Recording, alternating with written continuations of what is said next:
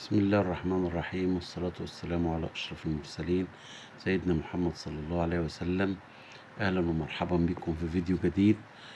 النهاردة هنتكلم عن الحوار بتاع شيكابالا، اللي هو اللي أنا مديله عنوان إيه؟ شيكابالا أنا لا أكذب ولكني أتجمل. الحوار اللي طالع فيه مع إبراهيم فايق حوار كله علشان يستعطف ويستجدي ويتكلم وياخد الفئة المسكينة من جمهور الزمالك للحتة بتاعته.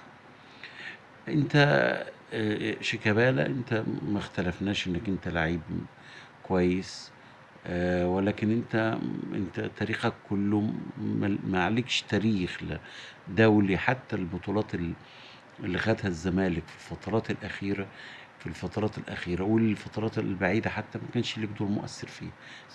الزمالك لما خد دوري 2014 2015 كان بعد 15 سنة من آخر دوري خده، ما كنتش انت موجود، كنت بره. ولما خد الكونفدرالية سنة 19 برضه ما كنتش موجود. ولما خد ولما خد الكونفدرالية اللي فاتت ديت، انت كنت تقريبا احتياطي معظم البطولة، ما لعبتش غير اوقات بسيطة فيها. آه، ده ما اختلفتش معاك، انت ممكن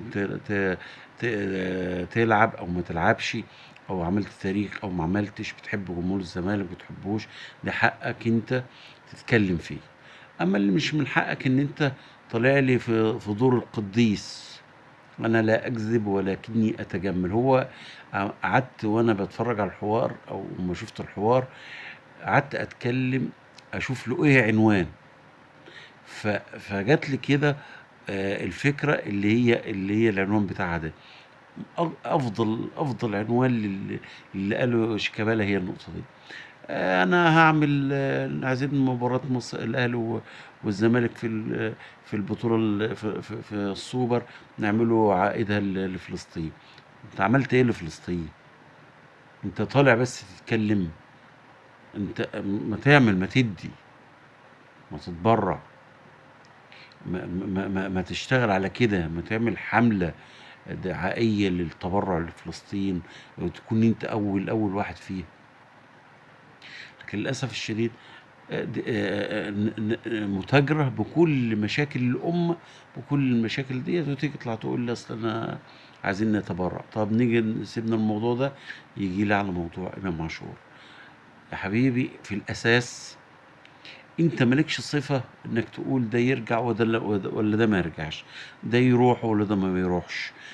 انت راجل، انت لعيب، انت دورك لعيب. يعني هل انت، طب لو الاداره الاول، انت بتتكلم على شيء افتراضي مش هيحصل. راجل ماضي 5 سنين في الاهلي، ما قضاش منهم غير سنه واحده. انت ازاي هتروح تجيبه؟ هتجيبه بالعافيه؟ واحد ما عرضش نفسه، كان في ايدك ومشي، ما عرفتش تحافظ عليه. مش هنتكلم بقى، هو سابك، انت سبته.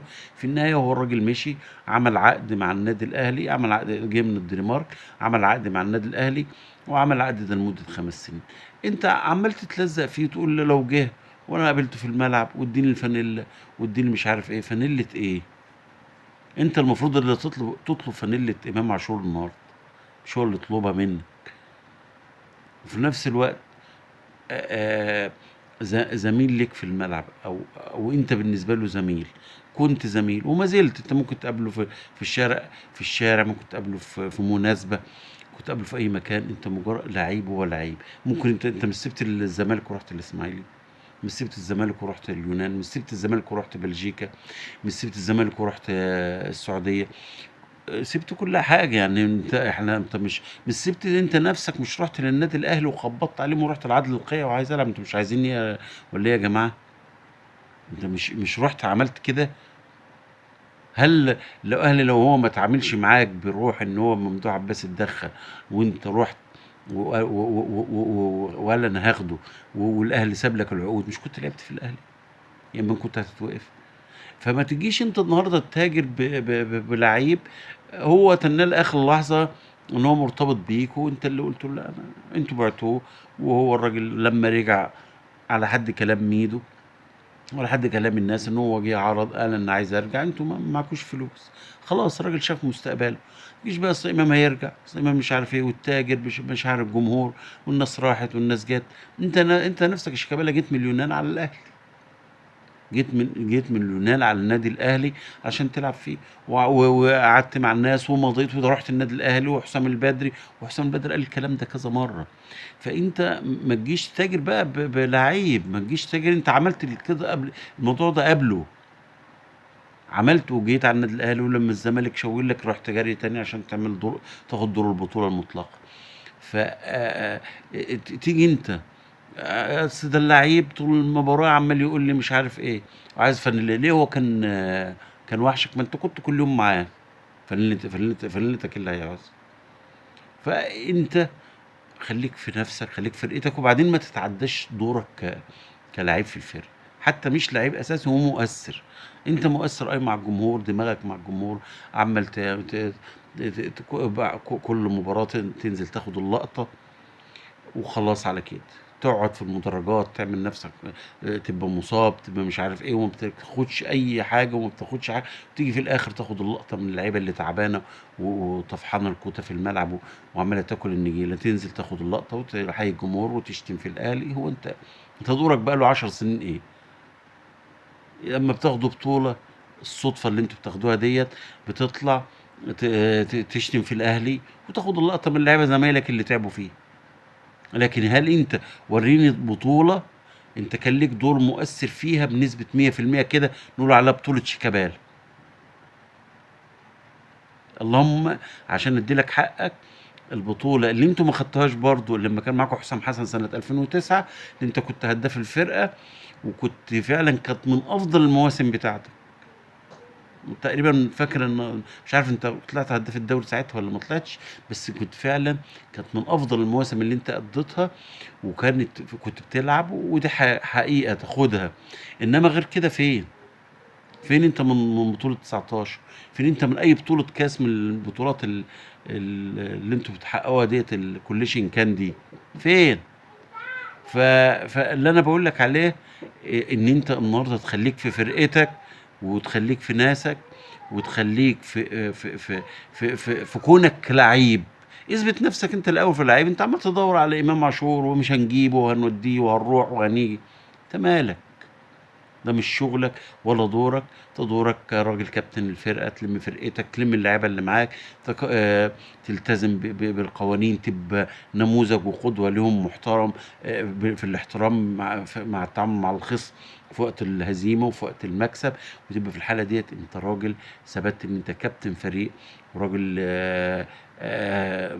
ليك وضعك في فرقتك. فقصه بقى انك انت طالع لابس له دور المنصح، ودور مش عارف ايه، وعمال ده يجي وده ما يجيش وده يروح، وحاجات كتيرة بتقولها غلط. ولذلك انا جات لي فكرة ان انا اعمل فيديو. انا لا اكذب ولكني اتجمل، على اساس ان انا اوصل لك رسالة، اوصل للناس رسالة ان انت راجل، انت محترم في حتتك، ما تتعداش يا عم شيكابالا.